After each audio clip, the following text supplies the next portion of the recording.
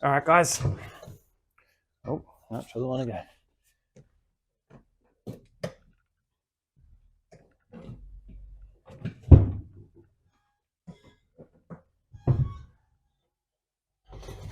It feels like neutral.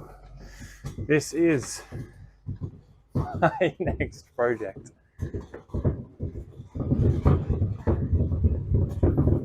It is a 1971 KE25 Corolla.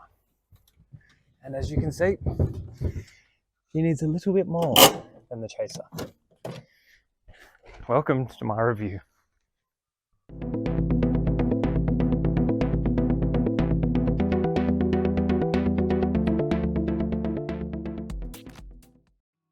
Alrighty, so this is my KE25 restoration project.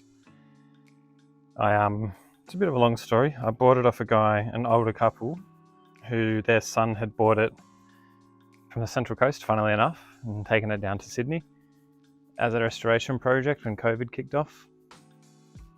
He stripped it all down, took all the paint off, got it ready for repairs, and he's unfortunately passed. So his parents wanted to move the car on to someone who was going to do the right thing and sell it, restore it, not just part it out. So after a bit of back and forth and looking at the car, we did a deal. Now it's mine. So it's a 1971, which is the early model, has different tail lights. They have a flat front. So if you look over here, usually the bonnet has a bit of a curve across the center here where it steps up, but this one's flat. And this one has the metal grille, where a lot of them had a plastic grille from I think 72 onwards. So it needs lots of work. There's a few repairs that weren't done particularly well started. I've already put probably 20 or 30 hours into the roof, getting it all nice. The interior has also seen better days. I have a plan for the seats. I've got something in the works already. But pretty much everything was there. I've pulled the 4K out and actually given it to a friend of mine who I sold a KE20 to, a two-door sedan. He was going to make better use of that one than I could, and a good friend of mine, Legend John, I'll put a link to his Instagram on the page here, has given me a 4K out of his KE70 because he's building a pretty mental CA18 KE70. So this was also factory auto, as you can see there. And another one of my good KE70 friends, Will. I'll chuck his Instagram link up here as well because he is building a 7AG KE70, which is going to be absolutely wild.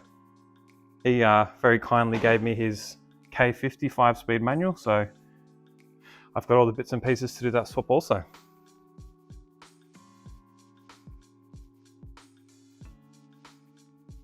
It's surprisingly rust-free, which I was very happy with.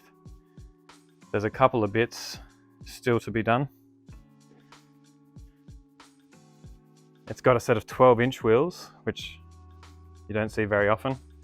Again, I've got something else in store to go in its place. But yeah, this is the project. So my goal with this is to probably go back to a factory red, or maybe a little bit brighter, but just have a fun weekender. I've got the Chaser over there for going fast, doing all that sort of thing. So we'll probably just put a small cam in the 4K, get the manual in it, tighten up the suspension a little bit, and it'll become the weekender. But I just absolutely love these cars. That shape here over the arches.